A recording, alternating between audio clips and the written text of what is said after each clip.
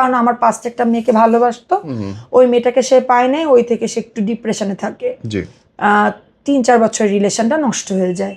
তো যাই হোক, আমাকে বলছে যে সেপ্টেম্বরের 12 তারিখ ওর মার সাথে আমাকে দেখা করাবে।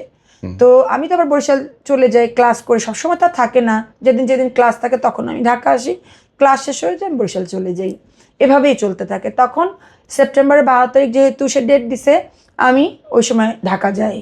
ঢাকা যাওয়ার পরে ও আমাকে নিয়ে ওয়াসাবি থেকে একটা শাড়ি কেনে, মানে আমার শাশুড়ির জন্য আর আমার ননদের জন্য, আমার পক্ষ থেকে।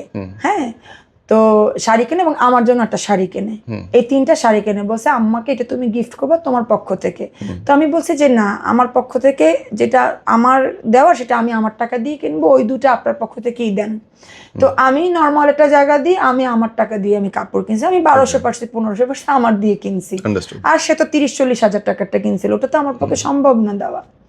তারপর আমরা ও ওয়েস্টিনে গেছে, বলছে এটা এই ওয়েস্টিনটা দেখছো কত বড় হোটেল, এটা 5 স্টার, আমাকে দেখাচ্ছে ঘুরে গেল, তো বুঝতে পারছে আমি এগুলোতে আসি না। তো একটা তিরামিসু একটা কেক কিনছে 3000 দিয়ে, আমি বলছে এত দামি কেক কিনবেন, বাপরে বাপ এত দাম। তো বলতেছে যে না, আমাদের বাসায় তিরামিসু কেক ছাড়া খায় না। ভালো কথা, নিয়ে আমাকে ধানমন্ডি ওই আমার শাশুড়ির বাসায় গেছে।